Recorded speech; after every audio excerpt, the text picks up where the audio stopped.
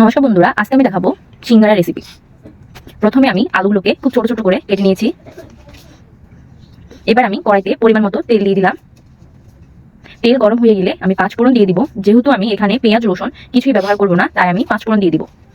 যারা পেঁয়াজ রসুন ব্যবহার করবেন তারা পাঁচফোড়ন না দিলেও চলবে। এবার আমি আলুগুলোকে দিয়ে দিব।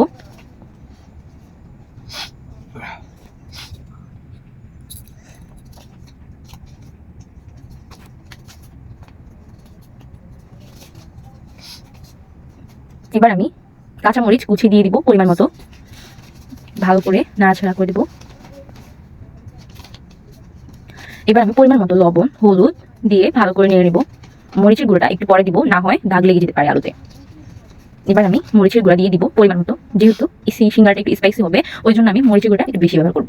এবার আমি আদা বাটা জিরা বাটা দিয়ে দিব। সিদ্ধ হয়ে এলে অল্প একটু জল দিয়ে দিব, যাতে আলুটা ভালো করে সিদ্ধ হয়, একটু মাখা মাখা হয়। এই যে আমার আলুটা রান্না হয়ে গেছে। এখন আমি প্যানের নিচে রাখলাম যাতে শুকিয়ে যায়। এবার এখানে আমি পরিমাণ মতো আটা নিয়েছি। তারপর আটা মধ্যে লবণ আর তেল দিয়ে ভালো করে মেখে নিয়েছি। এবার অল্প অল্প জল দিয়ে আমাকে ডোটা তৈরি করতে হবে। একসাথে একেবারে জল দেওয়া যাবে না, তাহলে ডোটা ভালো হবে না। আপনারা দেখতেই পাচ্ছেন আমি খুব অল্প অল্প জল দিয়ে ডোটা তৈরি করছি, যাতে ডোটা শক্ত হয়। একদম বেশি শক্ত হবে না, একদম বেশি নরমও হবে না। ডোটা হয়ে যাওয়ার পর আমি এবার সিঙ্গারার জন্য কাইটা বেলে নিব।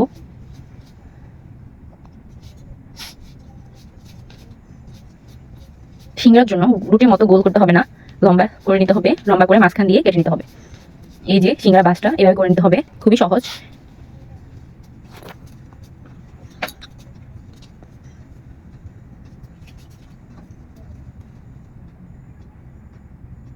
জল দিয়ে ভালো একটার সাথে আরেকটা লাগিয়ে নিতে হবে, তাহলেই হবে।